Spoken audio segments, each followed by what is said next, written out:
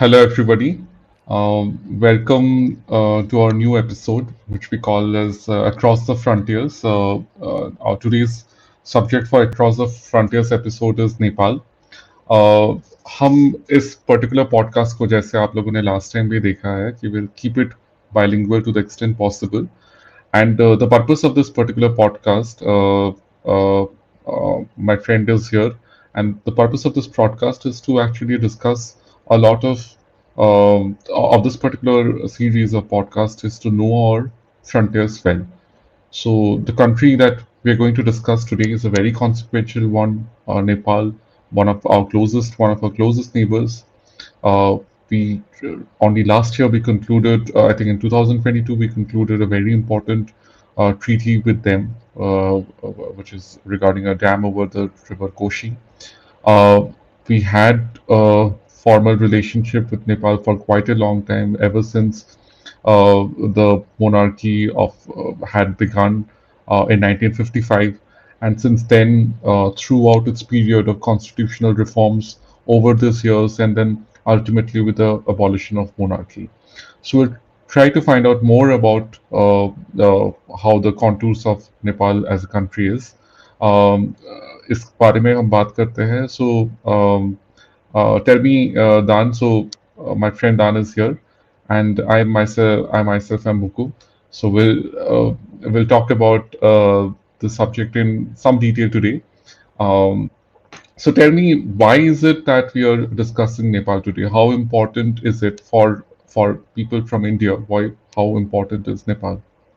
So what we can see is like we live in a we don't live in a unipolar world anymore, right? अभी जो दुनिया की परिस्थिति है उसको अगर आप देखोगे तो ये दिखाई पड़ता है कि वर्ल्ड मल्टीपोलरिटी की तरफ जा रहा है और जब मल्टीपोलरिटी की तरफ दुनिया जा रही है तो हमें आसपास अपने फ्रंटियर्स में अपने रिश्तों को कैसे ठीक करेंगे, how do you stay so in the Indian sphere of influence, especially in South Asian countries, how do we stay relevant and uh, how do we make sure that the Indian sphere of influence that we see around South Asia वो uh, ठीक से काम करे, हमारे relations अच्छे हों and उसमें क्या होता है कि नेपाल के साथ हमारा एक बहुत स्पेशल रिलेशनशिप है and beyond the often cited we often cite this roti beti ka rishta,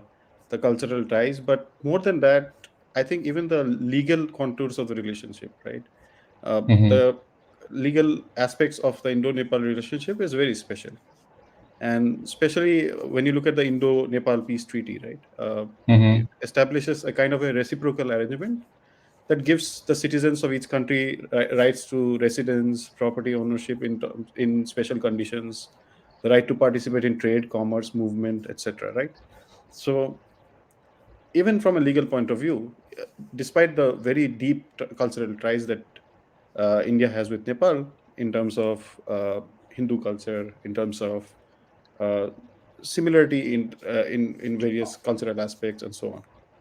To put it lightly, like our in-laws are there in Nepal, and of course Nepal's in-laws Yeah. India to some extent, and So it yeah. it is a very close relationship, which is unlike other Mm-hmm. countries. But the problem that we face right now is that even because the closeness of the relationship and because of the multipolar world that we face, there will Mm-hmm. be competing interests even in Nepal, and there will be we are beyond this honeymoon period when we can take this kind of friendship for granted.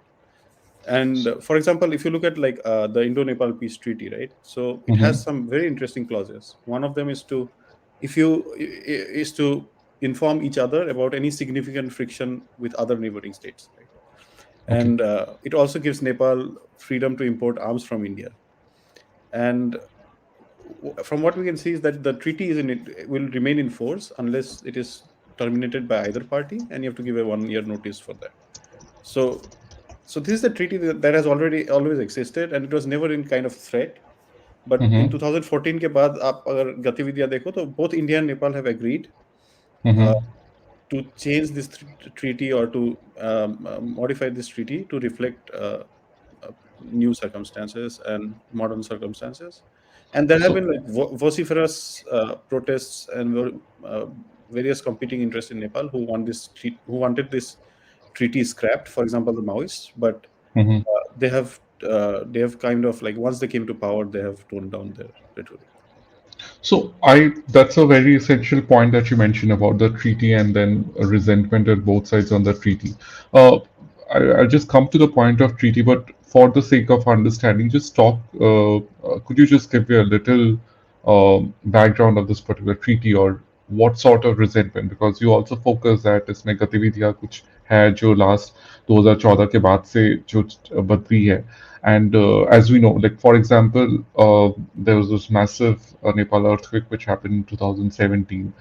और उसके पहले भी मैं 15. ये नहीं कह रहा कि उसके हाँ 15 एंड देन उसके पहले भी और उसके बाद भी तो if you can also talk about like this history of this relationship और इसमें कौन कौन प्राइमरी कैरेक्टर्स है जिसके बारे में हम आज बात करने भी जा रहे हैं. So if you look at the nature of the relationship, right, like Nepal is a very diverse country. Hmm. But in terms of competing interests, there are like three competing interests in Nepal within their domestic politics. Now, let us look at their foreign policy in terms of their domestic politics. So you have the hill parties, basically not the hill parties, but the hill areas in Nepal where hmm. people traditionally, like most of them, speak Nepali. They also contain other smaller linguistic groups which were part of the larger uh, uh, which who speak their own minority languages.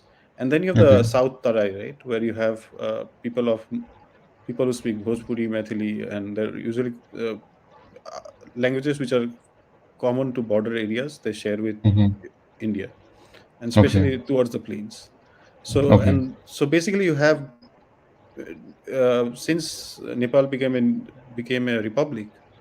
So what you can hmm. see is that there are parties in Madhes, जो मधेश के पार्टियां हम्म. हैं, और जो जो मतलब तराई में जो parties क्षेत्र which पार्टी है, yeah the Bhojpuri the speaking people उनका एक right. रिसर्जेंस हुआ है. उससे पहले जो हम्म. पार्टीज थे, जब कॉन्स्टिट्यूशनल मोनार्की का के टाइम में भी पार्टीज थे, लेकिन वो जो मेन स्ट्रीम हम्म. नेपाल के पार्टीज थे, दे वर मोर डोमिनेंट. हम्म. लेकिन Okay. धीरे धीरे क्या हुआ कि एक सब nationalism kind of has emerged Okay. in the terrain regions of Nepal, in the Madhesh regions of Nepal, that has changed the kind of politics that we see in Nepal right now. So just to understand, like these are this is the area that you're talking about, bordering the regions of like northern India, right? Yeah, Like bordering states the of regions of northern India, and especially not really the areas in Uttarakhand, but I'm talking about areas which border Uttar Pradesh and Bihar. Bihar, Yeah, right, and Uttar Pradesh, right? Yes, and there has been yeah. a surge in जो एक सब nationalist politics शुरू हुई है. लेकिन main stream अगर आप देखें नेपाल के पॉलिटिक्स को, तो नेपाल के पॉलिटिक्स Mm-hmm. में it's a domination of the left. There have been like Mm-hmm. multiple leftist parties in Nepal. Even right now, Mm-hmm. there are like two dominant leftist parties in Nepal. One is the Unified Marxist Leninist, और दूसरा एक Maoist Center party है. And Okay. they're among the three biggest parties in Nepal.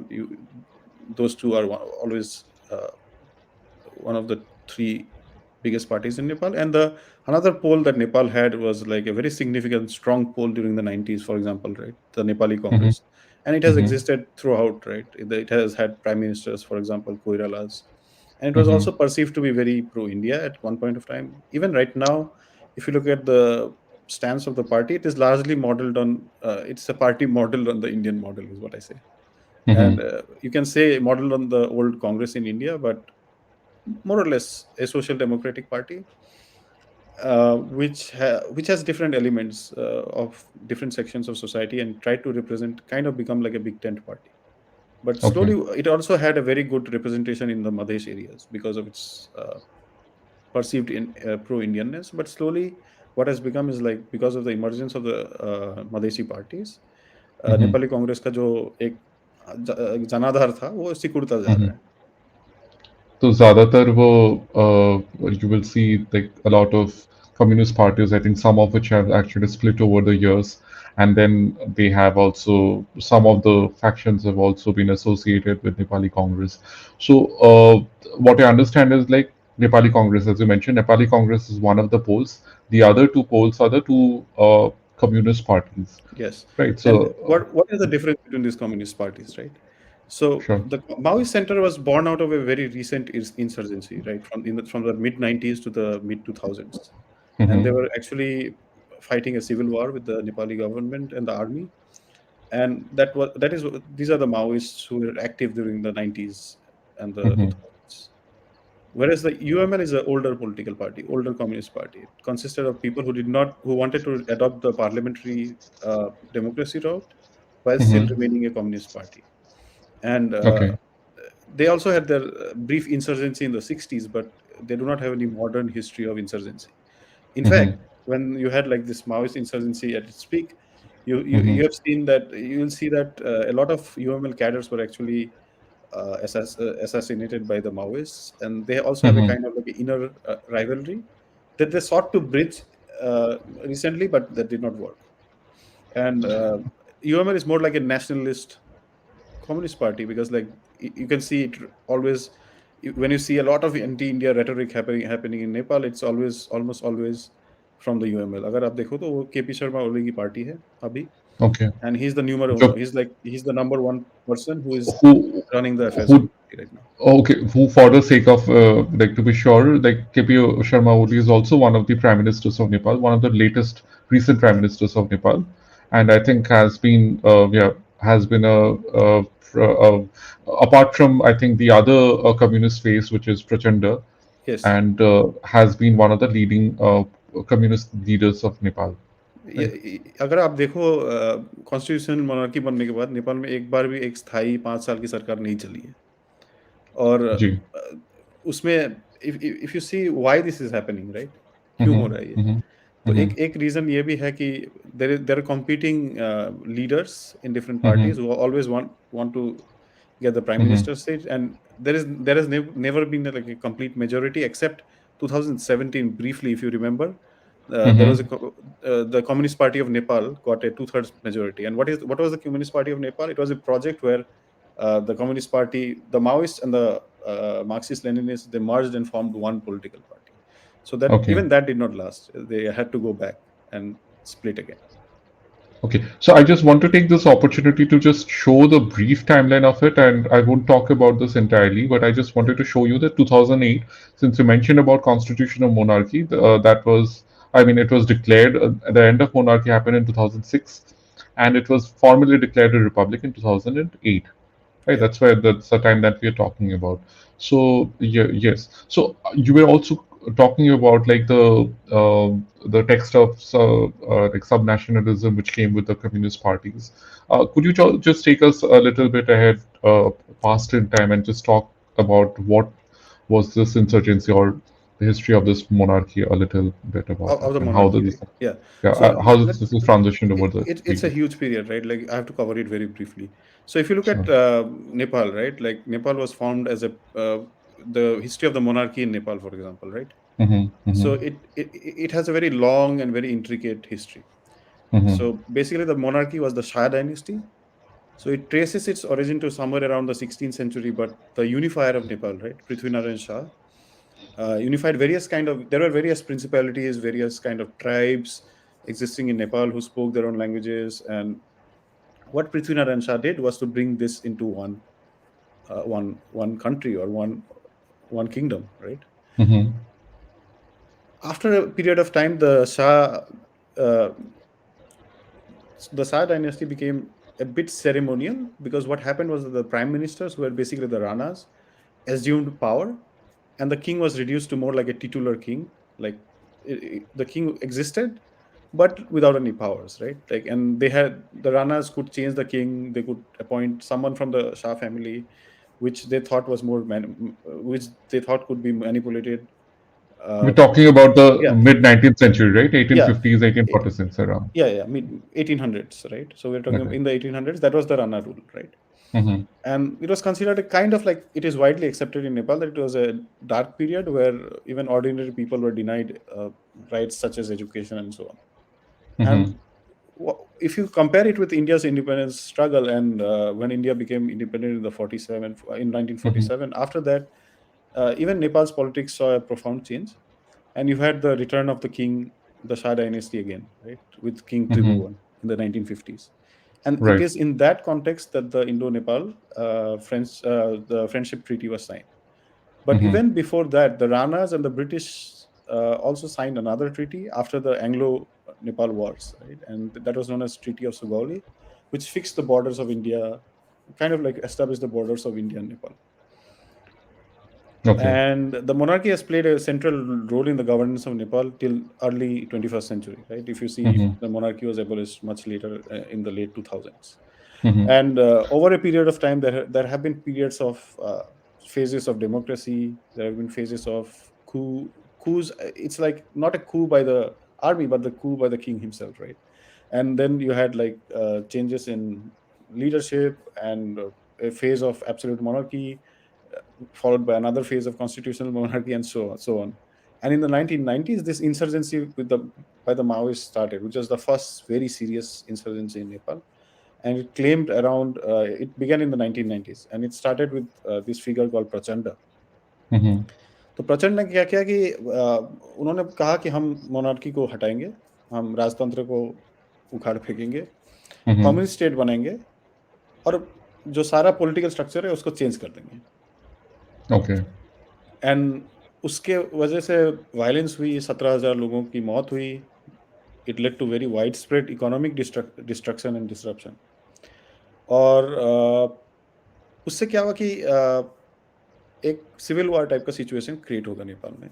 Mm-hmm. And then during that civil war, you had this very interesting incident where almost most of the royal family was killed in a royal massacre. Yeah. And that led to King Gyanendra coming into power. And the problem with King Gyanendra was that he was widely seen as not someone who was destined or who was supposed to be in the throne for a long time. And that led to a lot of people at that time protesting against the government, and the Maoists kind of like took advantage of it. And that basically led to the end of the monarchy uh, after a long series of protests by seven democratic parties in Nepal, as well as the Maoists. And a treaty was kind of enforced basically by India between the Maoists and the other political parties. Okay, so that's a pretty much like a roller coaster ride, if I would say that.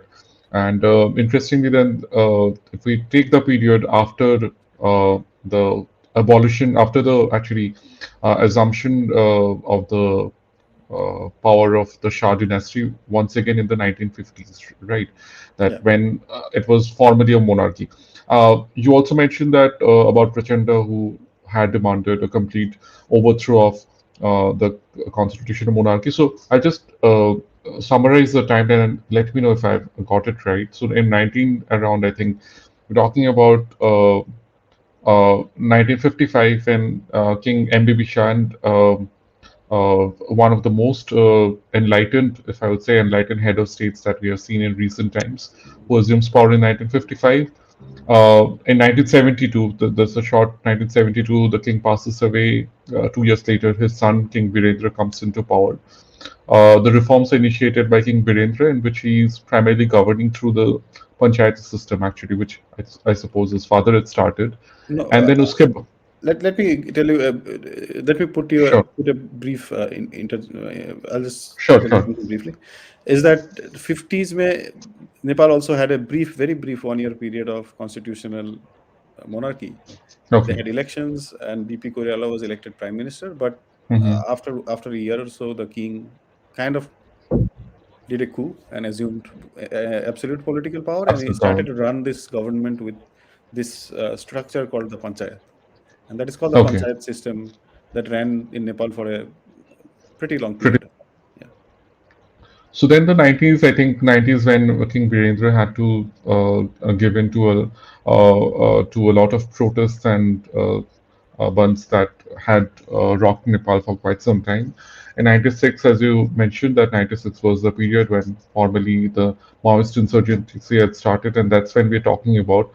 I find it very interesting that a lot of these Maoist leaders that you talked about, like one of the figures, I think we have Baburam Bhattarai, right, who's also like a JNU educated. Yeah, So and we number two in the Maoist party at that time and the was number two, the yeah, Maoist party in this time, and the royals, for example, like King Birendra or King Gyanendra, who had actually, after that unfortunate 2001 massacre, who had also come into power. after the death of his brother King Birendra. So the royals are also educated, have also their education in Darjeeling and in India for some time. So we have just to give an example of a very, very close relationship that we had with Nepal over the years. Yeah, and Um, not just with the monarchy, right? Our communists and their communists also have had very long relations. If you remember in the 2000s, when before the monarchy was overthrown, you could see Yechuri going to Nepal all the time, right? So if you that is remember, true. yeah, So I was actually that interested that, in. that brings us to the suspicion part. Why Nepal and Nepalis view India with suspicion right now is because of this kind of like wheeling dealing that India did in the 2000s as well. Yeah, talk to us about that. That what kind of exactly, and this is something which is very pertinent. We see what is happening in Maldives, and we have Yeah. seen in some other parts where actually anti-India has become a kind of a rallying point for a lot of political parties in the subcontinent, in Southeast Asia. Yeah, So yeah, yeah. what exact? So if you can talk about what happened in Nepal and what the transition has been. तो नेपाल में क्या हुआ कि king Virendra के death के बाद, right, after the Mm-hmm. Death of king Birendra, there were always like undertones in Nepal. If you read literature from that time, that there were always like there was always kind of resentment against the monarchy under King Gyanendra, Mm-hmm. and uh, democratic parties also protested. At the beginning, if you see Nepali Congress का अगर आप रुख देखें तो वो monarchy को abolition करने के पक्ष में नहीं था. They had some Mm-hmm. constitutional powers, but King Gyanendra also assumed kind of like mostly absolute powers uh, in a very brief period after assuming power. So at the beginning, Mm-hmm. it was a constitutional monarchy, but King Gyanendra kind of like took power uh, and then dismissed the democratically elected government and appointed his own government, right? And Mm-hmm. that led to kind of like democratic resentment. But what Okay. happened was like what India played a role in is to combine these protests with some kind of a peace deal between these political parties, जो democratic parties थे और Maoist के बीच में. Basically, जो deal sign हुआ है, comprehensive peace agreement, that was signed basically at the behest of India. Okay. Now, what happened was like when this peace deal was signed, the Maoists decided to come back into the constitutional path where they will fight Mm-hmm. parliamentary elections. Mm-hmm. लेकिन बाकी parties को ये भी मानना पड़ा कि हम basically monarchy को ओवरथ्रो कर देंगे. Okay. So now what happened is like this was not really, there was no referendum on the overthrow of monarchy, if you remember, right? Like that was Mm-hmm. Yes. largely based on Maoists were the single largest party in the first elections after they were declared Mm-hmm. after the first constitutional elections. And then Mm-hmm. what happened was because of these political pressures and also probably India played a role in the abolition of monarchy. Now, it sounds very counterintuitive. Why will India play a role in the evolution of monarchy? But there Mm-hmm. were interests in India as well, right? Interests in India who believed that we could have like closer relations with the communist parties. For example, Mm-hmm. you could see Achuri going to Nepal all the time that I said right now, right? And uh, With a coalition government diplomatic establishment and the with a diplomatic coalition establishment in government India. communist with at that time in India, right? The diplomatic establishment in India is right very powerful. It's not like Mm-hmm. they do not. So even after Modi came to power, we saw this relationship decline in a way. And Mm-hmm. one of the reasons why is that because the diplomatic establishment has always treated Nepal as kind of like a very closed door neighbor, and it has Mm-hmm. thought that interfering directly into Nepal's affairs would probably keep it firmly within India's control. And that is basically a controlling mindset that the Indian establishment, diplomatic establishment, has over Nepal. So what happened was like slowly after the monarchy was abolished. At the beginning, there was no problems. If you remember, like 2000s, late 2000s, there was no basic, very strong anti-India feeling. There have always been Mm-hmm. anti-India elements, but Mm-hmm. suddenly, if you see there has been an upsurge when what happened was like these democratic parties actually ran very corrupt governments. They ran very unstable governments, and that has led Mm-hmm. to people being a bit disenchanted, and they believe that this abolition of monarchy, which had no kind of like referendum kind Mm-hmm. of backing to it, people believe that they did not really vote for the abolition of monarchy. They voted for a Hmm. democracy. They voted for a constitutional democracy, constitutional monarchy, but not really the abolition of the monarchy. So what they see is like a lot of Indian as well as Western influence led to the abolition of monarchy at that time. So, did you just to be sure, like, did we also see a transition to a secular democracy as an abolition of Yeah. the state religion, or So, does it also still have a state religion? so Nepal is now a secular country, right? It does not have a state Okay, religion, okay. and So we that was saw. adopted much later. And even this secularism part, right? It so when I talk about this secularism part that came to Nepal's politics, even that was Mhm. like passed with the support of most political parties in Nepal in the Constitutional Assembly. So there was no kind of referendum for that as well. And so in the context of this, we can see that the it is a secular state, it is a republic, and it is also a federal republic. And that Mhm. brings us to this three pillars of Nepal's constitution: federalism, republicanism, and secularism right now. And a lot of these are very weak, because if you look at republicanism, you do not really know if there is like widespread support for republicanism in Nepal. Okay. Federalism is like supported more by the Madhesi parties who want more like Madhesi states and more autonomy to the states and so on. Mhm. Mhm. And the third pillar that I was talking about uh, is something which also is kind of like doubtful right now. So Okay. yeah, So we saw about that over the 90s and the 2000s, when this with the start of democratic reforms and then gradually the rise of insurgency and then the abolition of monarchy. So as you mentioned that there wasn't any referendum on the point of constitutional monarchy. Of course, they wanted that the Democratic Party should assume power, but there was nothing by way of popular sentiment that suggested the monarchy should go. yeah, And I believe that could be one of the reasons because of the enduring popularity of the monarchs, in yeah. particular King M.A.B. Shah and his son King Virendra, for the They last were very popular kings, right? Like बहुत very enlightened popular kings, not just as enlightened rulers, and if but you look also at as the about. foreign policy wise, right, like how the kings managed Nepal was more out of interests of Nepal, and they were Mhm. close to India, but they did not harm their relations with China either. So it's not like the monarchy was completely pro India or Mhm. uh, against China or something. That is not the case here.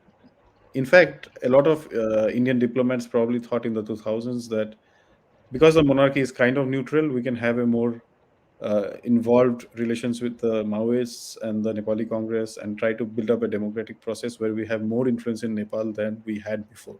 But that kind of like Okay. backfired.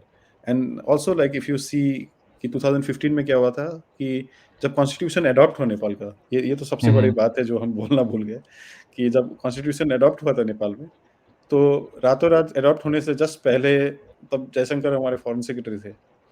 Mhm. तो जयशंकर को भेजा गया to put pressure on Nepali politicians not to adopt the constitution, because क्या हुआ था कि मधेश में जो पार्टीज थे, जो तराई मधेश के पार्टीज थे, they were opposed to this constitution, and that was because like it did not give them enough federal rights and enough autonomy and so on. But what India did was probably it led to protests in Nepal in the Tarai Madesh areas, and as you know, most of the supplies that go from India to Nepal go through this area. And there were Mhm. widespread protests, and there was a blockade, which led to very very bad condition in the hills in terms of economy and availability of resources. And Mhm. what the Indian establishment probably did wrong was to overtly do things, right? Like it was very clear that India was kind of tacitly backing the protests in Madhesh areas, especially given the feedback from the from the India's com, diplomatic uh, bureaucratic class was that we have to kind of like use more of a stranglehold on Nepal to show that uh, n- it was more like we are favoring a particular population in Nepal than the other, and that Okay. what happened, I yeah, and that led to kind of the peaking of anti-India sentiments in Nepal, and that was just after the earthquake, and during the earthquake, India played a very significant role in Nepal. in terms of Mm-hmm. sending relief and so on. But suddenly, and Modi went to Nepal just after assuming power. He addressed Nepal's parliament, constitutional assembly at the time, and there was a massive goodwill that a lot of people expected in Nepal, because in their eyes, the previous government and the previous establishment was kind of uh, kind of trying to interfere more in Nepal or so on. But what happened after this blockade was that it went back to, or even went worse after that. Okay, so that's a critical point here. I do remember that two events which come to mind actually around the time, slightly before 2014, or probably after that, around that. So, particularly with regard to with the making of this new constitution, I remember a popular face of the Rashtriya Janata Dal, Lalu Yadav's party, Mr. Raghuvansh Prasad Singh, actually leading a protest somewhere in Bihar and then also contesting the promulgation of the new constitution. One So quite reason, another reason why Modi, why the BJP also kind of like did not want to stop or end the blockade, or like wanted to overtly support these Madhesi parties, was because of 2015 Bihar elections, because they thought that it would somehow. But if you look at what it led to, it was a very short-sighted kind of decision, that we mixed our foreign policy, uh, our national interests with competing political interests in Bihar. okay, and then there was of course the earthquake, and then the Indian news channels going on almost on an overdrive to show the Indian support to Nepal. Yeah. Uh, at the time of distress, which was also widely resented, we saw a lot of posts on social media बहुत ज़्यादा Yeah. उस पे लिखा गया था which wasn't नहीं, uh, वो which इतना did बड़ा not मुद्दा, reflect. इतना on itself इतना बड़ा मुद्दा नहीं था. And अच्छा. also how the Nepal is portrayed in Indian media, especially the Hindi press. Mm-hmm. It's like it's been a kind of like uh, it's kind of like a habit, right? कि बोलना है कि we are the big brother and we are like two brothers. ये मेरा छोटा भाई है. And that is not Mm-hmm. how diplomacy works, right? There is no big brother, small brother in diplomacy. Okay, so I just want to take a brief detour and just go back to that 2001 event that you talked about, like in terms of making a seminal change in Nepal's polity and also its relations, which was about the Royal Massacre that you just Yes. touched about. Talk to us what happened about in the Royal Massacre. उस दौरान क्या हुआ था? Why is it so consequential? Almost overnight, an entire one of the most foremost monarchies in the world almost gets entirely gets wiped out. What Yes. happened during that, and why was it a seminal event? So what happened was, I'll tell you the official version of what happened, Hmm. and then we'll go to what a lot of people believe happened, which also is important. And In the, my and the opinion, there is implications and also the like implications of it, right? the myth How? building around the incident, right? So Hmm. basically, what happened was, the official version was that the crown prince Dipendra was in love with a lady who he wanted to get married to, but his mother was resenting it. And that goes to kind of like an old feud between the Shahs and the Ranas and so on. And there are some The uh, Ranas are the party which internal, were the prime minister's party, right? Before yeah, the rise of the monarchy. yeah, yeah, and Okay. and Yeah. Go ahead. uh, not all Ranas, right? And even if the lady he wanted to get married to was Indian, was from, most probably from Madhya Pradesh, I guess. Mm-hmm. So that is, there has been some kind of family politics, because all these royal families are kind of like related to each other in a complex web of relationships. Mm-hmm. So what the official version was that the prince, the crown prince, assassinated his father, his mother, Mm-hmm. his brother, other members of the royal family, anyone in the line of Succession. succession. And the only person who was saved was probably King Gyanendra, who was not there Mm-hmm. at that time. So Mm-hmm. Prince Gyanendra, as he was known then, as well as And his and family, his came son. out unscathed. So Mm-hmm. that was mostly because of coincidence, because like and there were other people who survived as well. But what happened Mm-hmm. was like, his son was there, Paras, Mm-hmm. and Gyanendra's son. yeah, Gyanendra's son. and kind of like Gyanendra's immediate family was like completely unharmed. Mm-hmm.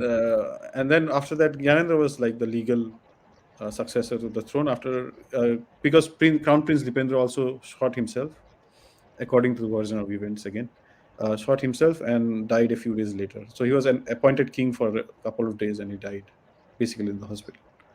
And then King Gyanendra assumed throne. Mm-hmm. At the beginning, it was so when Birendra died, Nepal was a constitutional monarchy. So Mm-hmm. they still had a political party. And after a while, what happened was Gyanendra dissolved the parliament and assumed power, which is like Mm-hmm. absolute powers mostly. And that is the situation. A lot of people believe because of there are conspiracy theories again, right? Because only Gyanendra's family emerged, and those were very Mm-hmm. rife in Nepal during the 2000s, and that Mm-hmm. led to some kind of anti-Gyanendra feelings, at least. If you, Mm-hmm. and the second reason why there were anti-Gyanendra feelings is like what after Gyanendra, and Okay. Gyanendra's son Paras was not really known for anything good actually. Like he was a people call him an addict. He was accused of like running down someone with his car. All sorts of allegations which do not befit a future head of the country. And those were immediate reasons, I guess, why there was a kind of resentment against the monarchy, but it was largely against the people who were not against King Mahendra or Birendra. They also had their own resentments. Obviously, the communist insurgency started during 1996. There were grievances against the kings, but they were largely Mm-hmm. popular. But I think with Gyanendra and what looked in the horizon, right? Like after Gyanendra Paras, that seemed a very difficult deal for a lot of people in Nepal. So that would be that, let's say, the anti-Gyanendrism was actually And but right now, even conflated. They want Gyanendra to come back, but they don't really like. No one is going hung on his son. His son like had a very later on after the abolition of monarchy, he got arrested in Thailand. So I don't think like Okay. he's in a So position to even assume that kind of that position. would it be correct to say that anti-Gyanendrism has had been conflated with anti Monarchism. monarchism, and then that probably uh, without even seeking a referendum, that was a complete transition to democracy of Because if these. you look at this country, right, like in 2001 when the king died, you could Mm-hmm. see that massive feeling of sorrow. People Mm-hmm. were shaving their own heads as if Mm-hmm. someone from their family had died. Mm-hmm. And the the monarchy as an institution remained quite popular in Nepal. Mm-hmm. And what a lot of these modernists claim is that if you need development and so on, you don't really need outdated institutions such as the monarchy. But if you look at Europe, they have been maintaining monarchies and running Mm-hmm. very good governments for a long period of time. So it's Mm-hmm. not something very unique to Nepal as well, right? So yeah, Not that I think even from economically, it's not that. So when we talk about these the Maoist parties, right? The rise of this Maoist party has to do with the northernmost or with the northern areas of Nepal, right? The non-Terai, I mean, the hilly regions is where I think the Maoist insurgency primarily began from. yeah, And those have been, as we suppose, are the economically disadvantaged regions. And but of course, even with the restoration, even with the coming of democracy, we haven't really seen any yeah. large-scale development in those areas, particularly of the Maoist strongholds, Yeah. um, for so many years. It's Yeah, the interesting Maoist that you. strongholds are not their strongholds anymore. The reason Mhm, why I say this is if you look at the Maoists have their prime minister now, but it's the third mhm, largest party. It is only out of political wheeling dealing in Kathmandu that mhm, they run a government, and that is mhm. only because like there is no one party in majority. So right now they're in alliance with the Nepali Congress, and Nepali Okay. Congress has more members, but they have their prime minister. So you remember of this you remember this 96 का phase India में वैसे ही चल रहा है वो। और So 2015 के the. बाद का पॉलिटिक्स का जस्ट एक ब्रीफली मैं बोलना चाहता हूँ कि Mhm, जब 15 में ये ब्लॉकेड हुआ, एंटी इंडियन इंडियन फीलिंग्स बहुत हाई बहुत ऊपर चला गया ना।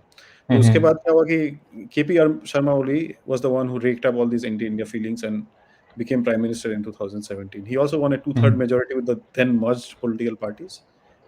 The Maoists and the UML merged. So KP Oli is from the UML. And Which you had brings this us to a very. Anti-India feeling was at an all-time high. It has waned since then, but once you make a mistake, right? Like once you, well, no matter how much you tie two ropes together, once you snap it, it takes a lot to bring them together, I guess.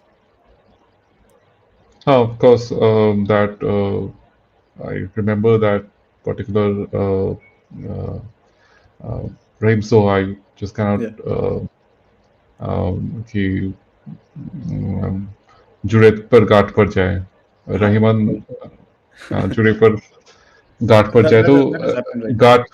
So I find the character of KP Sharma Oli to be very interesting because if we talk about the subcontinent parties, the Maoist parties, and the leftist parties in general, we see some streak of internationalism. Like if I talk about the state of West Bengal, for example, we see slogans like "Amar Nam Tumar Nam Vietnam" or this kind of transnational slogans that we are seeing even in Sri Lanka and the other parties.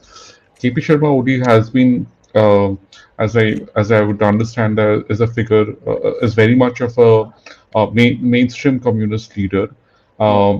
but over the past few years, as you mentioned, that he has taken a turn towards the nationalist side. So, Nationalism as uh, well as soft Hindutva.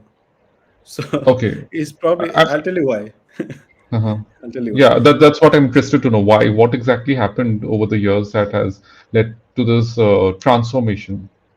So what happened over the years is this, right? So you had to rake up in anti-India feelings. So you have to rake up Hmm. feelings of nationalism, Hmm. and that goes beyond this internationalism kind of image, which is more like a academic image of the left. So Hmm. KP Sharma only comes from the ground, basically. Hmm. So he understands probably the social structures in Nepal, Hmm. the role of Hinduism in Nepal as well. If Hmm. he, so what he's trying to do is like he's trying to create this kind of concoction of communism is largely relegated to the background. Hmm. So what he runs on is like anti-Indianism, Hmm. and kind of like nationalism, as well as like if you look at his recent pronouncements, like Ram was born in Nepal. So She he's trying does, to of course. appropriate Hindutva from the Indians. So Mm-hmm. what he's trying to do, he also, you can see he made trips to the Pashupati temple and so on. And Mm-hmm. slowly, even the Maoists are learning this, right? Like if you remember when Prime Minister Prachanda came to India, he visited the Yes, Mahakaleshwar, he visited exactly. Ujjain, Mm-hmm. and these communists are like they have become politicians. They're not the revolutionaries anymore. So once they become politicians, they have to like adopt various hues. And this time for Oli, it has been saffron, but a different kind of saffron, which is like Nepali nationalism merged with saffron, where you'll claim most Indian sages were actually in Nepal. Ram was born in Nepal. The Ayodhya has been moved to where it is right now, and so on. And all these pronouncements, as well as the border, he made a change in the map of Nepal where he included that disputed area with India as well. Kind of like a mainstream Shiv Sena, Yeah, but with more clout, right? yeah, yeah. And we can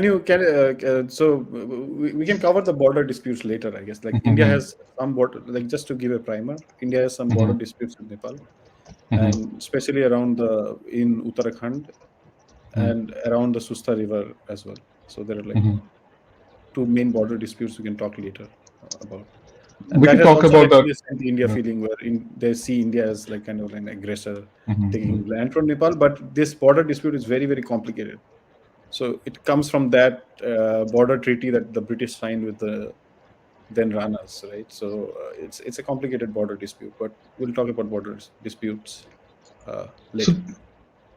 okay, so give us about now since we have talked about like this Yeah, transition to constitutional, sorry, transition from constitutional monarchy to absolute democracy and then republicanism in the country and the streak of subnationalism जो राष्ट्रीयवाद के जो नए धाराएं हमें देखने को मिल रही है नेपाल में. So I also wanted, since you touched upon it, so the Nepal, I remember that there was a treaty sometime in '96 at the fag end yeah. of Narasimha Rao Mahakali Treaty. government. That was called the The Mahakali Treaty. Mahakali, the after the river which is bordering Nepal and So whenever there is a India. treaty in Nepal, right? Like someone signs a treaty. For example, if Oli signs a treaty, right? Like Hmm. or the UML signs a treaty, the other side will call them ki they have become brokers of India and so on. That has been a constant. Even in '96, these allegations were kind of there, but they were not very mainstream, right? There Mm-hmm. was no kind of like popular support Mm-hmm. that you would see right now. And right now, like anyone who wants to accuse someone is like, you are getting sold out to India. I don't hear getting sold out to China being a being a kind of a slogan anywhere right now. So Nepal is in India's orbit, kind of, but it's gradually going out of it. That's something to be It's a cause of concern, something significant. Yeah. and it cannot be solved by like hard-handed, like Mm-hmm. heavy-handed diplomacy. It has to be handled very delicately, and especially with younger population, you have like new political interests in Nepal.